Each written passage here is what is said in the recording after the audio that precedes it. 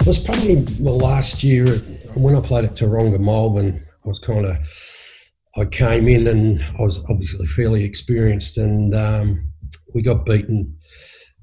We got beaten really badly in the last game of the year, just before the finals. And I went and spoke to the coach and said, "Oh, I reckon if we did this and did that and tried this way," and we came out and we won the next week. And that's when I thought, well, maybe I'll be okay at this. And then just so happened to start to get a few offers, and I thought, oh, well, I'll go up, take the family up, and went up to Echuca. And to be honest, I had really no idea about coaching. I just thought, it was going to be like playing. But you learn on the run. I'm certainly a lot better coach than when I started, which I should be after 30 odd years, I suppose.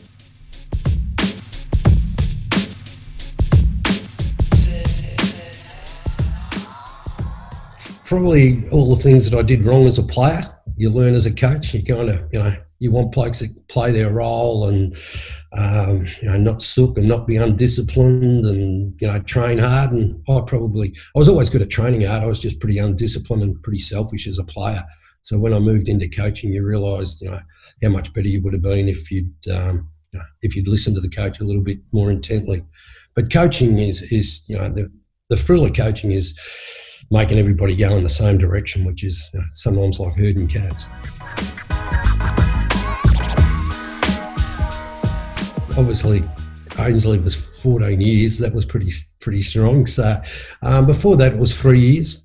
Most of the time, 3 years. I was pretty fortunate in the sides that I coached. It was my choice to leave.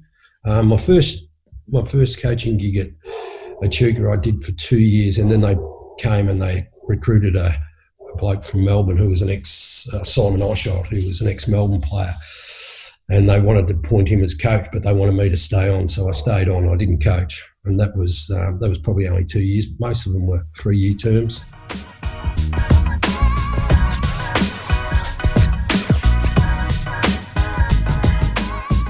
I went to North Shore in Sydney. I coached them for 5 years, I think.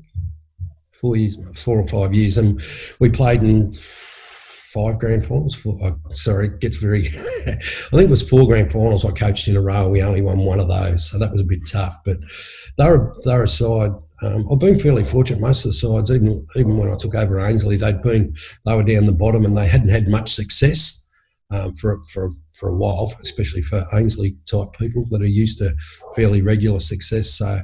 Same at North Shore, they were a strong club and hadn't won a final for 12 years, and I went there and we won a grand final and played in 3 losing ones. So yeah, they were good times. I've been fairly lucky with my coaching. I think I've only missed out on the finals a couple of times. Each side I seemed to be able to get into the finals. I didn't win premierships with everyone, but we certainly were better off than when I got there.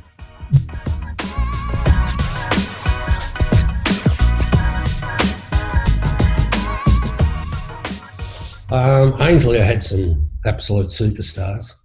Obviously Nick Payne. He's probably the most naturally gifted player I've ever coached. Then I had blokes like Rooster Andrews, who was a big, strong, most competitive beast I've ever coached. Rob Shirley, who was just straight out of AFL, who was just so professional. Marcus Crook, who was just freakish.